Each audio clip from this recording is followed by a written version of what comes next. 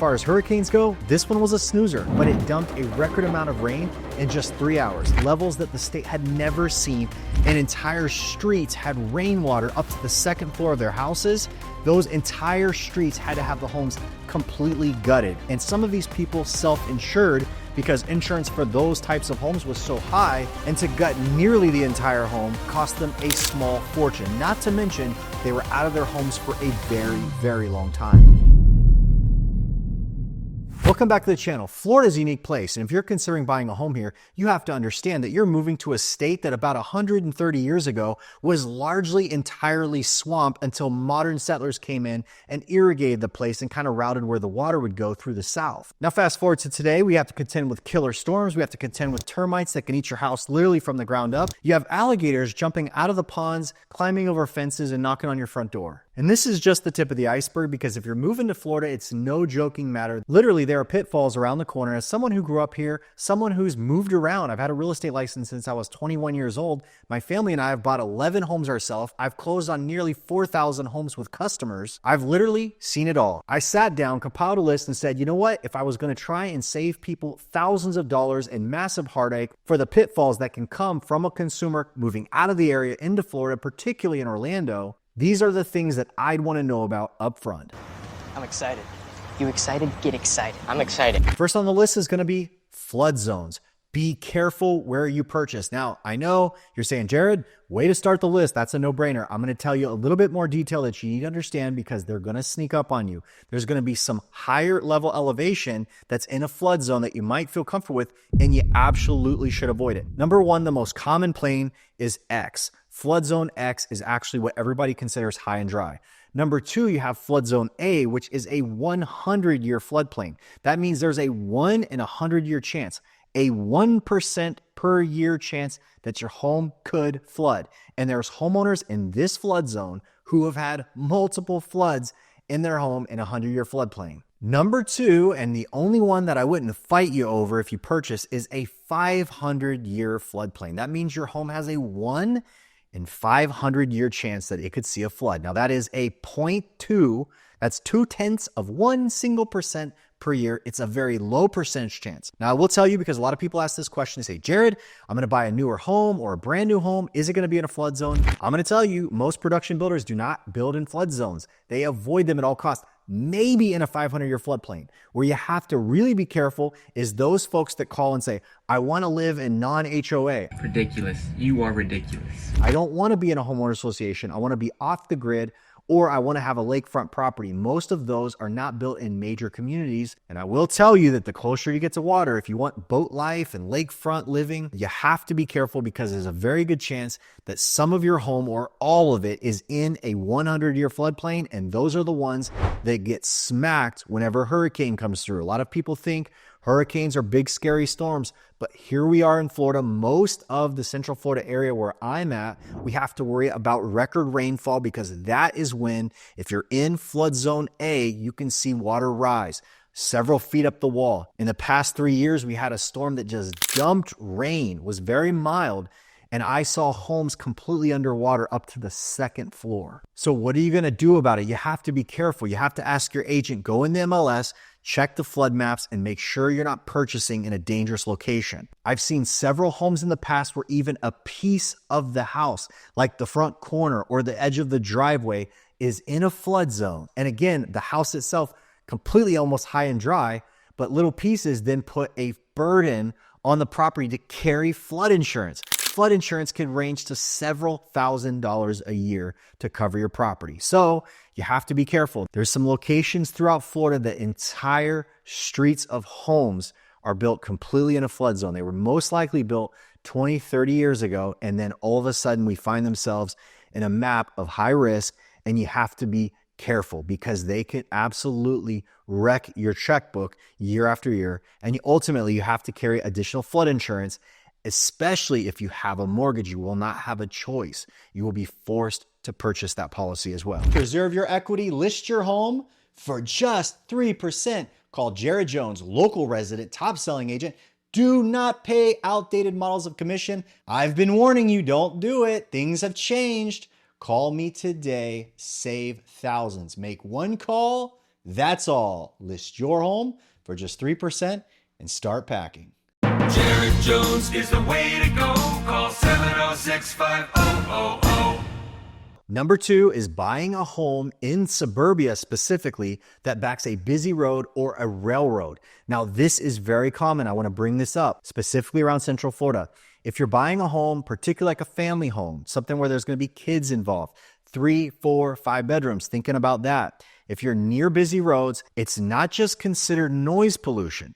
That diminishes the buyer pool for that home, but also it's sometimes considered a safety concern because the home is super near busy traffic. That tends to weird certain buyers out, causes less people to be interested, and will affect your value. And I mentioned suburbia because if you're buying in the middle of Orlando, for instance, that's kind of expected. You're going to have road noise. It comes with the territory. But people that are buying on the outskirts of town, in the neighborhoods around Orlando, for instance, they want to get away from the noise. So if you're sitting in those kinds of subdivisions, you buy into that property, you have to understand you're going to take less when it comes time to sell, or it's going to take you longer to sell. Last point I'll say on this, you might say, Jared, I can sleep through a train. I don't care where the house is. If you do put an offer on one of those properties, if you're pulling the comparable sales of a home inside the same subdivision that's further in, not against the turnpike, for instance, you need to make sure you account for it on your entry price because that home should sell for less, all things being equal. Next, be careful buying an overbuilt house for the area or buying a house that has weird outlier type construction around the home you own, something that is completely different and odd. And Florida is very tricky this way. Be very careful. Here's how this happens. People that want to move to Florida, they start their process online. Usually they're going on the YouTubes, looking at these houses like, wow, look at this. I can buy this for $200,000. It's an amazing modern house on a 3-acre lot. Oh my gosh. And then you show up and then there's a goat farm next door, or there's a crazy looking rundown trailer park down the street. And here's the thing. A lot of Florida, particularly the suburban areas, a lot of them are in growth mode. They're in building and they're bringing a lot of major construction in the area. Well, a lot of that stuff gets filmed, put online, and then you show up and there's some weird oddities in the area. And maybe, just maybe, you're not willing to go on the ride. You don't want to drive out of your awesome new $500,000 or $700,000 semi-custom, beautiful new house and see the goat farmer in front of you. You're from Michigan and this is just weird. So here's the deal. You have to be careful. You have to do your homework. You have to pick location first, not pick something on YouTube and say, I found this really great house. How much is it? And you have no idea the area. You're looking at something that isn't real. It's not going to match you. You'd never buy it. And by the way, for you luxury home buyers, this isn't just for the mid-range new construction crowd. This is for you too. I have shown properties on beautiful intercoastals on the East Coast, and then you drive a quarter mile, okay? So you come in towards the property, multi-million-dollar house. You're like, this is amazing. And then you go the opposite direction than where you came in, and you find, again, that sneaky little rundown trailer park that's just a quarter mile down the road. You have to do your research, and a lot of that is footwork. It's coming to the area, investigating, or talking to someone incredibly knowledgeable who can make sure that the community will match your lifestyle goals, because the stuff you see on YouTube isn't often what it's cracked up to be. And if it says it's cheap, if what you see in the video, you're like, that is amazing. That's $1 million home, but it's $650. Okay, there's a reason for that, okay? And you'll find out when you get down here that you could buy eggs across the street and goat milk to the south. And yeehaw is right here at your doorstep. Next on homes you should never buy in Florida or be extraordinarily cautious of. Condos in high-rise buildings. As you know, there was a tragic tower collapse in Surfside in Miami in 2021. And as a result, Florida passed laws that required structural evaluation at milestones for buildings that are 30 years or older and 3 stories or higher to make sure that this would not repeat.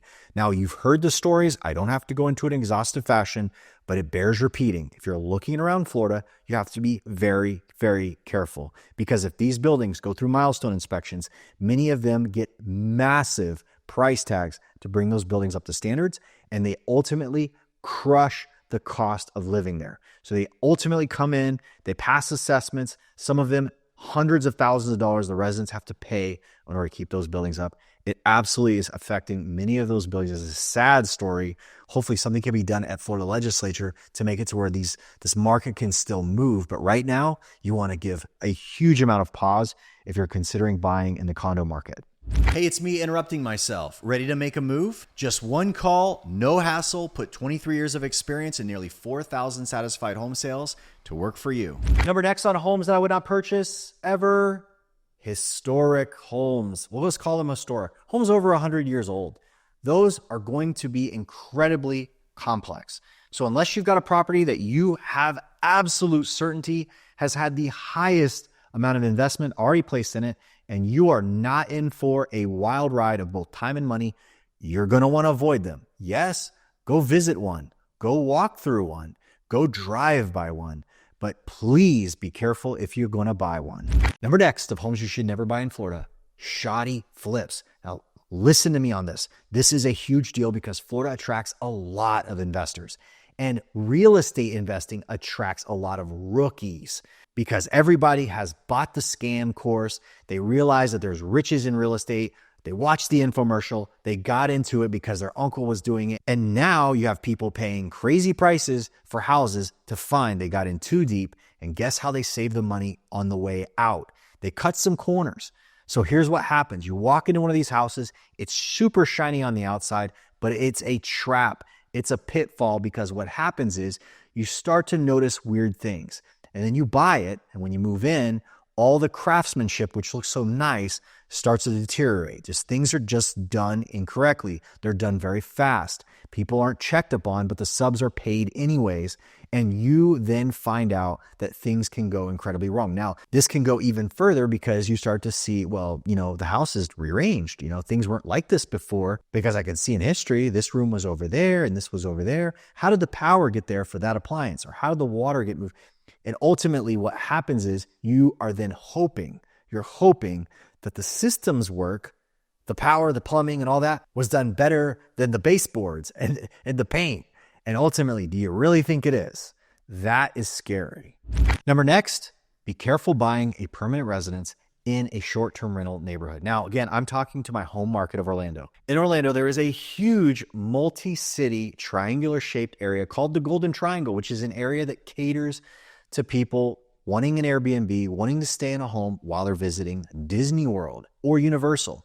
Now, in this area, there is some very interesting homes. There's homes in these kinds of short-term rental markets that people cannot buy anywhere else in the city, or at least they're very hard to find, or they are in the most exclusive areas. So for instance, I'm going to show you a house right here on screen. Very contemporary house.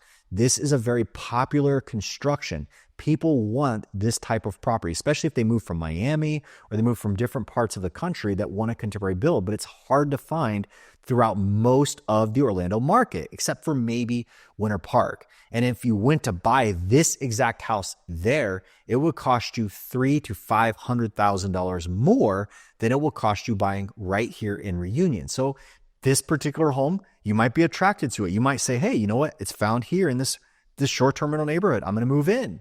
Well, then you find out that your kids can't make friends in the neighborhood because all the homes on the street are constantly turning over with guests staying in them 3 and 4 nights at a time. And that is not great for primary residents. Now, I have found empty nesters are perfectly happy with these types of arrangements. Short-term rental markets, by the way, they're not just buying them because they have great home types. You have water parks and massive amenity centers and clubhouses and huge fitness centers.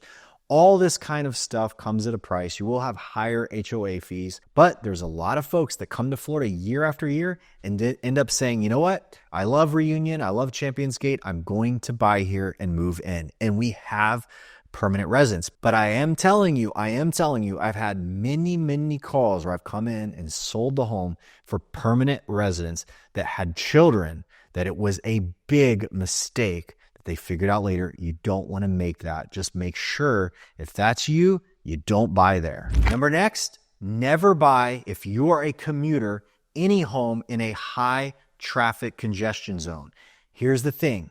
People do not think about this because they think, oh, Florida's not LA. There are areas in suburban Florida which will absolutely drive you to drink. Okay. If you're in the Lake Nona area, jump in the comments and tell us like it is. If you're in Kissimmee, jump down in the comments and tell us like it is. If you live near Disney World and you have to commute through that area to get home, tell us how it is. If you're commuting in and out of Orlando to, for instance, Haines City on I-4 at the wrong time, tell us how it is.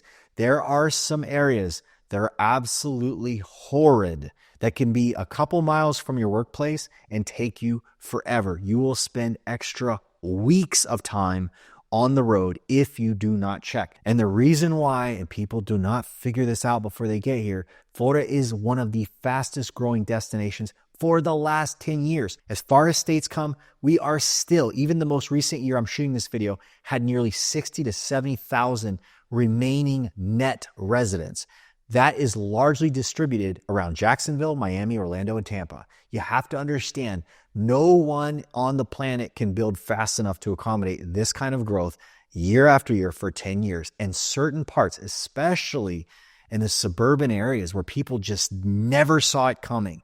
They visited, toured for houses on the weekends. They said, oh, I'm moving from such and such place. And they toured on Sunday, they toured on Saturday. They never saw weekday traffic in those areas. Very, very simple. Just go on Google and run drive directions for a specific time of day and just see what you're in for, because this can blindside people. I've absolutely sat in properties time and time again for people saying, I didn't know it would be this bad, and they were moving over it. Number next, restrictive HOAs. People move all the time because their HOAs are too onerous. And HOAs can do all kinds of nasty things. Now, there's a lot of reasons to love HOAs. HOAs will keep a good high property value most of the time. HOAs will keep code enforcement issues at bay. Imagine having to stare at a neighbor's house and hating your life because how terrible they left it. So HOAs resolve those kinds of things. And if that's for you, HOAs can be fantastic. But I've also heard situations where someone comes home to find the HOA towed their car from in front of their home. Different things like that can kind of set people off. But if you come to Orlando, who I'm obviously making the video for, and the following phrases come out of your mouth, for instance, I need a home around the median price. I need a new house in a great community. I want to be a good area, so on and so forth. And I want no HOA. You probably do not have the buying power for that house, because most homes that are built in production are all in homeowner association.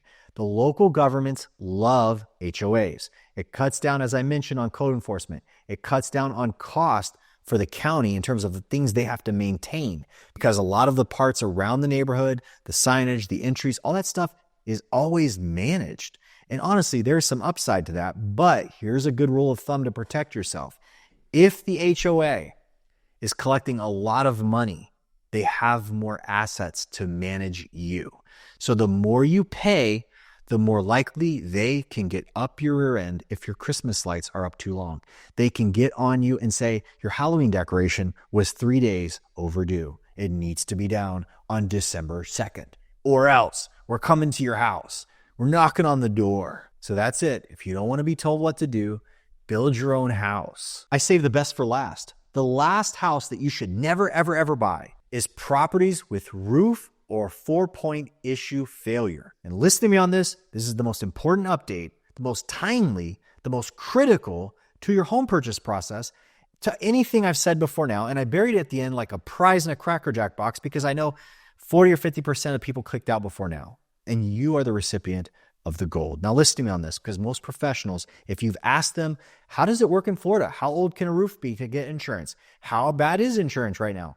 I can guarantee you with high level of certainty, 78% of the information I'm hearing, and I talk to a lot of people in this industry, they're off the mark, okay? So I'm going to give you the last 60, 90 days of changes that are absolutely vastly different than even what things were like 2 or 3 years ago. Now listen to me on this. Insurance in Florida had a huge issue. You heard all the stories. My policy is $25,000 a year. I'm not going to carry insurance. I'm going to go without. Or my policy on my house was $2,000 a year for a decade. And then they just wrote me a letter and said, I'm dropped. Or my $2,000 a year policy went to $14,000 a year. And I saw personally a story like that take place back in 2021, 2022. Here's the thing. Legislation was passed around 22 going into 23. At 23, year 2023, that was the pinnacle of absolute crap for the insurance. I don't know a better way to say it. Like, it was expensive. It was hard to get. Insurance companies were folding. Our marketplace was in bad shape. But we're on a clearly different path. And I'm going to tell you why. A lot of the insurance now is much different. A couple of years ago, if you're trying to buy a house and the roof was more than 13 years old, you might not be able to get insurance, or you had people having to rip roofs off because they're 15, 16 years of age. You're like, Jared, isn't that an old roof? No. Most shingle roofs today have a projected life of 25 and even 30 years. So here's the deal. The way it stands now, if your roof has 5 more years on it or more, you're going to get insurance. Now you're going to get a unique type of insurance that's different. That means they're going to insure it based on how much time it has left. So they might say, well, that roof's worth $5,000. So then when it comes time that you actually are going to have a claim, maybe hail hits your roof leaks in the morning, then you're like, I think it's time to get a roof. And the roofer calls the insurance company. The insurance company is going to give you the value of when you bought it, which had 5 years left, right? You follow me? Whereas before, they had to insure it as if they had to buy the whole roof. The insurance company's like, this roof probably has like 5 years left, and it's going to cost $17,000 in a couple of years. I'm not going to insure it, or I'm going to collect around 20 grand from you out of the next 3 years. So then all of a sudden you get a $6,000 or $7,000 policy. Whereas now you're only going to have to cover $5,000 on the roof, and a policy might be $2 grand. So it's way cheaper. Okay. But the reality is you might have to pay for the rest of the roof. Oh, okay. So that's something you got to plan for, right? So can you pay for the roof? Can you deal with 2/3 of the cost of your roof in 5 years? Because that's the difference. The playing field has changed. Insurance, my friends, is way cheaper. And I've given some examples on this in the past. People are like, are you serious? Yeah, we're like, typical $400,000 to $600,000 houses. We're getting policies for a couple grand each, okay, for a year. Now that's way cheaper. That's going towards the more of a pattern of the rest of the US. Florida is actually falling in line. And again, this is the Orlando experience. This is me in Central Florida. This is what I've experienced. The broker that I use is out of like the West Coast towards Miami, but he's telling me the same thing. And I've talked to recent professionals at the top of the industry to say, you know what? Best days are ahead. We've kind of got through the tunnel and things are going to improve from here. There's more competition. Now, if you're watching this video and you already own a home in Florida and you haven't shopped your policy in a while, you should consider calling a good broker. It would help you out a ton. But listen, insurance is not just about roofs, and the way insurers decide how they're going to insure or if they're going to insure is they typically look at a report called a 4-point report. That 4-point covers the roof, the electrical, the plumbing, and the HVAC. So a certified inspector goes through, validates these items, fills out a standardized form, again, called a 4-point, and if something fails, you're going to have some cost. If multiple things fail, like you have an outdated electrical panel, you have a panel the insurance companies don't like, that's a common one. You have the wrong type of plumbing, or you have a high-risk plumbing from another era. We have a poly pipe that existed in the 1990s, and if insurers find it, they're going to make you rip it all out. And ripping out all the plumbing in your house, it's no problem, right? It's a cost. You got to figure that out. If you're considering buying a house and you have a 4-point failure, you're going to go in and have a good agent that knows the cost or knows what you're going in for and negotiates those credits back to you so you get rock bottom insurance all the way through the process. But understand, the rules have changed. Insurance used to be that if your roof went bad, the insurance would be forced to pay for the entire thing. And a lot of this high cost that came out of insurance was just simply because these insurers were buying everybody a roof. And now it's much different. So there's been some changes. A lot of people just aren't in the know on these things. A lot of people have abstained and they rent for longer than they needed to here in Florida because they keep thinking, man, like insurance is like 10 grand and taxes is going to be another 10 grand and my mortgage interest rate is going to be 7% for another 2 or 3 years before I can refinance out of it. It can't work. And they're just not working off of current information. So that's what I'm here to do. Now, on the list of homes you should never buy, Did I miss any? Let me know in the comments. If you're in the Central Florida area and you're looking for a great church, I'd love for you to join me at the Grove Bible Chapel. Just visit joinmeatthegrove.com for full details. When you're buying or selling a home, the process itself can feel overwhelming. When this happens, you need a real estate expert that can turn this around for you. So all you need to do, make one call, that's all, and put nearly 4,000 homes sold and my 23 years of experience to work for you. Jared Jones is the way to go. Call 70650